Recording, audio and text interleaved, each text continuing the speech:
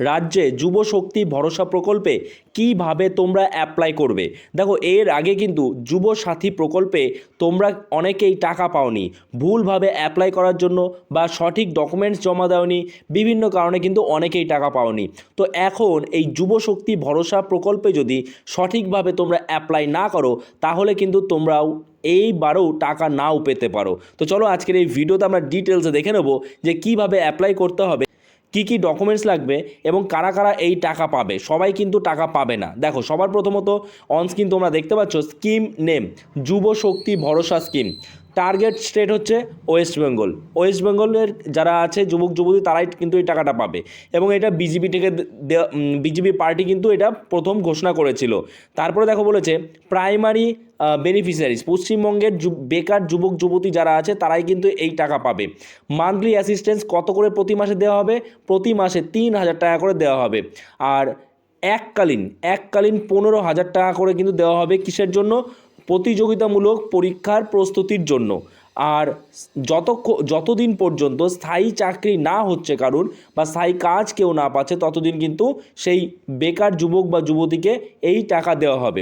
দেখো, যুবসাথীর ক্ষেত্রে কিন্তু তোমার 5 বছর ছিল, ম্যাক্সিমাম 5 বছর বয়স পর্যন্ত এই টাকা দেওয়ার একটা কথা ছিল। কিন্তু যুব শক্তির ক্ষেত্রে যতদিন কেউ স্থায়ী চাকরি না পাচ্ছে বা স্থায়ী কোনো কাজ না পাচ্ছে, তাকে কিন্তু এই সহায়তা দেওয়া হবে। ঠিক আছে, তো এখন কথা হলো আবেদন কি করে করবে, হাউ টু অ্যাপ্লাই। দেখো, তোমাদের কিন্তু সবার প্রথমে যেতে হবে অফিসিয়াল যে পোর্টাল আছে যুবশক্তি.wb.gov.in, এই ওয়েবসাইটে যেতে হবে। তারপরে অনলাইনে তোমাদের কিন্তু একটা রেজিস্ট্রেশন করতে হবে এবং রেজিস্ট্রেশন করার সময় নিজের যে সক্রিয় মোবাইল নাম্বার সেটা কিন্তু দেবে। মানে তোমার যে মোবাইলে সবসময় SMS আসবে, এক কথা রিচার্জ করা মোবাইল নাম্বার, অ্যাক্টিভ নাম্বার, সেটা দেবে, কারণ ওখানে কিন্তু ওটিপি আসবে ভেরিফিকেশনের জন্য। ওকে, 3 নম্বর স্টেপ যেটা তোমাদের করতে হবে সেটা হচ্ছে তোমার তোমার আবেদনপত্র পূরণ করতে হবে, অর্থাৎ ফর্ম ফিল আপ করতে হবে। অর্থাৎ তোমার যে ইনফরমেশনগুলো আছে, তথ্যগুলো আছে, সেগুলো ঠিকমতো দিতে হবে। এবং এখানে তোমাদের কিন্তু শিক্ষাগত যোগ্যতা তথ্য দিতে হবে বলা হয়েছে। তো শিক্ষাগত যোগ্যতা ধরে রাখো মাধ্যমিক পাস তো তোমাকে অ্যাটলিস্ট দিতেই হচ্ছে। মাধ্যমিক পাস যারা তারাই কিন্তু পাবে।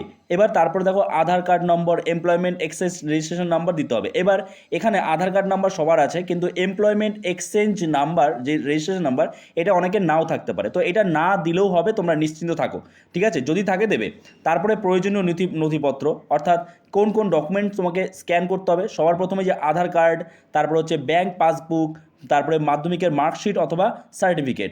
তারপরে তোমাদের এগুলো কিন্তু PDF অথবা JPEG ফরম্যাটে আপলোড করতে হবে। সাধারণত অন্যান্য যে ফর্ম ফিল আপ হয় সেক্ষেত্রে 2 MBর মধ্যে করতে হয়। ঠিক আছে, আচ্ছা। তারপরে দেখো ব্যাংকের তথ্য প্রদান। ব্যাংকের তথ্য প্রদান কিন্তু তোমাদের খুব ঠিক মতো করতে হবে, একটু যেন ভুল না হয়। কী বলেছে? অ্যাকাউন্ট নাম্বার ও IFSC কোড খুব সতর্কতার সঙ্গে লিখতে হবে। আর এখানে বলেছে ভুল তথ্য দিলে 3,000 টাকার পেমেন্ট আটকে যেতে পারে। কিন্তু কোনো রকম ভুল তথ্য দেওয়া যাবে না। তোমাদের ব্যাংকের অ্যাকাউন্ট নাম্বার, আরেকটা কথা তোমাদের বলে দিই, ব্যাংকের যে অ্যাকাউন্ট নাম্বার তুমি দেবে তার সাথে যেন তোমার মোবাইল নাম্বার এবং তার সাথে যেন আধার কার্ড লিঙ্ক থাকে, এবং যে মোবাইল নাম্বারটা তুমি এখানে দিয়েছো, যেটা দিয়ে রেজিস্ট্রেশন করেছো, সেটাই যেন তোমার ব্যাংক অ্যাকাউন্টের সাথে যুক্ত থাকে। ঠিক আছে, আচ্ছা। তারপরে দেখো কি আছে, তারপরে বলছে ফর্ম সাবমিট এবং প্রিন্ট করে সাবমিট বাটনে তোমাদের ক্লিক করতে হবে। এবং এছাড়া এর ফলে কী হবে, তুমি যে অ্যাপ্লিকেশন রেফারেন্স একটা নাম্বার পেয়ে যাবে। এই নাম্বারটা কিন্তু খুবই গুরুত্বপূর্ণ। পরবর্তীতে যদি তোমার কোনো রকম সমস্যা হয়, তাহলে সেই অ্যাপ্লিকেশন রেফারেন্স নাম্বারটা দিয়ে তুমি সেই সমস্যার সমাধান করতে পারবে। ঠিক আছে, আচ্ছা। তারপরে ফিজিক্যাল ভেরিফিকেশান। তো এবার কিন্তু ফিজিক্যাল ভেরিফিকেশান হওয়ার একটা কথা চলছে, কারণ যুবসাথীর সময় যেটা হয়েছিল যে ভোটের আগে খুব তাড়াহুড়ো করে অ্যাপ্লাই করা হয়েছিল, কিন্তু এবার যেটুকু জানা যাচ্ছে যে ফিজিক্যালি একটা ভেরিফিকেশান হবে BDO অফিসে বা HD অফিসে। ঠিক আছে, কারণ তুমি সঠিক ব্যক্তি কিনা সেখানে অরিজিনাল ডকুমেন্টস দেখাতে হবে। ওকে, আচ্ছা। এইবার এলিজিবিলিটি ক্রাইটেরিয়া, কী কী এলিজিবিলিটি রয়েছে। প্রথমত তোমার আবেদনকারীকে কী বলেছে, পশ্চিমবঙ্গের স্থায়ী বাসিন্দা হতে হবে। তার জন্য ডোমিসাইল প্রুফ লাগতে পারে। কর্মসংস্থানের অবস্থা, আবেদনকারীকে কিন্তু সম্পূর্ণ বেকার হতে হবে। সরকারি বেসরকারি বা বড় ধরনের স্বনিযুক্ত কাজে যুক্ত থাকা চলবে না। আচ্ছা, তাহলে দেখো বয়সসীমা, কত বয়স হতে হবে? সম্ভাব্য বয়সসীমা 21 থেকে 40 বছরের মধ্যে কিন্তু হতে হবে। আচ্ছা, কি কি সুবিধা পাবে? আর্থিক সুবিধা কত পাবে? প্রতি মাসে 3,000 টাকা সরাসরি ব্যাংক অ্যাকাউন্টে DBTর মাধ্যমে দেওয়া হবে। এতে বেকার যুবকদের আর্থিকভাবে কিছুটা স্বনির্ভর হতে সাহায্য করবে। এছাড়া আর কি কি সুবিধা রয়েছে? পরীক্ষার প্রস্তুতিতে সহায়তা, এককালীন 15,000 টাকা সহায়তা দেওয়া হবে প্রতিযোগিতামূলক পরীক্ষার প্রস্তুতির জন্য। এছাড়া স্কিল ডেভেলপমেন্টে অগ্রাধিকার, যাদের যাদের এই যুবশক্তি প্রকল্প ভরসা, তাদের একটা কার্ড দেওয়া হবে, আইডেন্টিটি কার্ড বলতে পারো। সেই কার্ড যাদের থাকবে তারা কিন্তু সরকারি স্কিল ডেভেলপমেন্ট ট্রেনিং বা ভোকেশনাল ট্রেনিংয়ে অগ্রাধিকার পাবে। ঠিক আছে, এবার গুরুত্বপূর্ণ তথ্য দেখো, এখানে যেটা বলেছে যে এই প্রকল্পের বিষয়ে এখনও পর্যন্ত কিন্তু চূড়ান্ত সরকারি বিজ্ঞপ্তি প্রকাশিত হয়নি, মানে অনলাইনে যে আবেদন করবে সেটা কিন্তু এখনও স্টার্ট হয়নি, খুব তাড়াতাড়ি স্টার্ট হবে এবং মে জুন মাস থেকে কিন্তু টাকা দেওয়ার একটা সম্ভাবনা রয়েছে। বারবার করে বলা হয়েছে, যেমন অন্নপূর্ণা ভাণ্ডারে 1 জুন থেকে 5 জুনের মধ্যে টাকা দেওয়ার কথা বলা হয়েছে, ঠিক তেমনি যুব শক্তি ভরসা প্রকল্প কিন্তু সেরকমই ঘোষণা রয়েছে। ঠিক আছে, খুব তাড়াতাড়ি তোমরা অনলাইনে ফর্ম ফিল আপ করতে পারবে, স্টার্ট হয়ে যাবে। যখনই স্টার্ট হবে আমি অবশ্যই তোমাদের ভিডিওর মাধ্যমে জানিয়ে দেবো।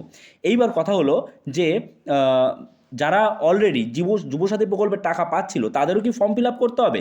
দেখো, এক্ষেত্রে আমি একটা কথা বলি যে যদি যুবসাথী প্রকল্পে যারা অলরেডি ফর্ম ফিল আপ করেছিল সেই ডেটা অনুযায়ী টাকা দেওয়া শুরু করে, তাহলে কোনো সমস্যা নেই, যুবসাথীর যারা ফর্ম ফিল আপ করেছিল তারা টাকা পেয়ে যাবে। এবার তবুও আমি বলবো যে অবশ্যই তুমি স্ট্যাটাস চেক করবে। যুবসাথীর ফর্ম ফিল আপে কিন্তু অনেক সময় দেখা গেছে অনেকের কিন্তু রেজিস্ট্রেশনও হয়নি, এরকমও কিন্তু ভুরি ভুরি উদাহরণ রয়েছে, রেজিস্ট্রেশনই করতে পারেনি, অফলাইনে ফর্ম ফিল আপ করেছিল, রেজিস্ট্রেশন হয়নি, কারণ তখন অনেক কাজের চাপ ছিল, যে কারণে অনেকে টাকা পায়নি, অনেকে ভুল ডকুমেন্টস জমা দিয়েছে, যে কারণে তাদের রেজিস্ট্রেশন হয়নি।